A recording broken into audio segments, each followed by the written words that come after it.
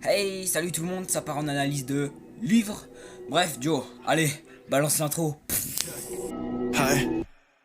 I'm on my match in the dark. I'm on my match in the dark. I'm on my match in the dark. I'm on my match in the dark. I'm on my match.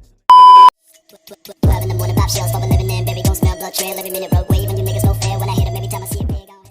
Stefan Zweig est né à Vienne en 1881 dans une famille de riches industriels juifs non pratiquants. C'est un poète, dramaturge et romancier. Il étudie la philosophie et rejoint le mouvement d'avant-garde Jeune Vienne. Il n'a pas encore 20 ans lorsqu'il commence à publier dans les revues son premier récit, Dans la neige, en 1901, et devient très vite célèbre, et continuera donc à écrire de nombreux récits.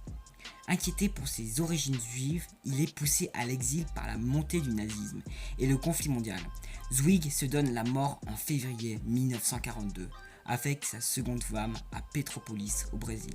Il est aujourd'hui l'un des auteurs les plus lus et connus dans le monde. 12 in the morning, pop shells, for a living in, baby, gon' smell blood trail every minute, road wave, and you niggas no fair when I hit 'em every time I see a big on.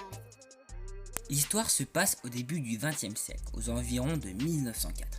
C'est l'histoire du narrateur qui passe quelques jours de vacances sur la Riviera dans une pension de famille très comme il faut. Tous les soirs, il se retrouve avec quelques touristes pour passer une soirée tranquille. Ils échangent agréablement sur divers sujets. Mais un soir, pendant sa promenade, Madame Henriette, la femme d'un des résidents, disparaît mystérieusement.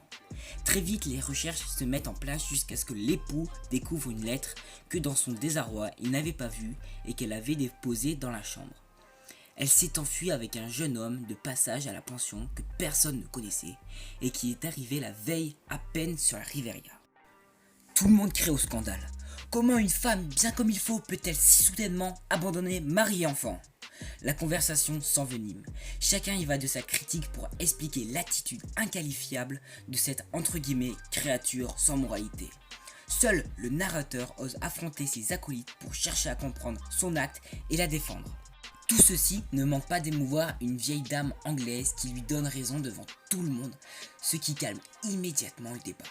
Plus tard dans la soirée, elle va ensuite lui faire des confidences. Elle aussi, alors qu'elle avait environ 40 ans et qu'elle était veuve depuis déjà 2 ans, a vécu 24 heures mémorables qui ont bouleversé sa vie. 12 in the morning, pop shells, for a living in, baby, gon' smell blood trail every minute, road wave, and you niggas no fair when I hit 'em every time I see a big on. Grâce à ce livre, j'ai découvert un auteur sensible, capable de cerner des émotions justes et délicates. Il a un talent évident pour les décrire. Son écriture est fluide et raffinée. Les mots s'enchaînent à la suite. Stefan Zweig nous montre aussi comment, en une journée, une vie entière peut tout basculer. J'ai eu peur d'être déçu à un moment car le récit prenait à mon goût une tournure peu crédible. Et c'était un peu gnangnan. Et puis en fait, retour à la normale, hyper captivant. En effet, le récit est hallucinant. Il est très réaliste et tranchant. On peut apercevoir que le nom de Madame C n'est pas indiqué, comme si l'auteur voulait respecter l'anonymat de cette personne. Mon personnage préféré de l'histoire, c'est le narrateur, car je trouve qu'il a un côté très attachant. Et en plus, on a vu qu'il a la capacité de comprendre Madame C dans l'histoire et de ne porter aucun jugement sur elle. Dans la première partie, j'ai remarqué que l'auteur voulait me questionner sur cette question.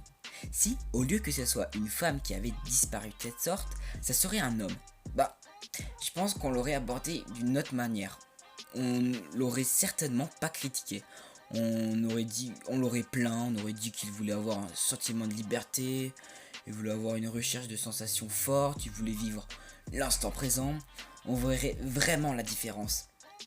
Mais est-ce que cette réponse à cette question est que pour la société du XXe siècle, ou alors elle s'applique aussi à aujourd'hui?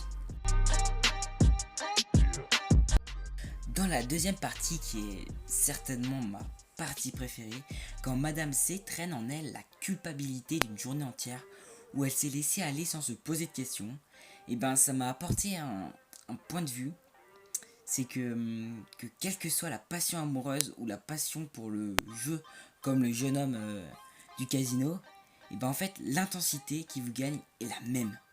Elle vous donne l'impression d'exister un court instant avant de tout reprendre, vous abandonnant seul face à votre déception et à votre honte d'avoir cédé à la tentation.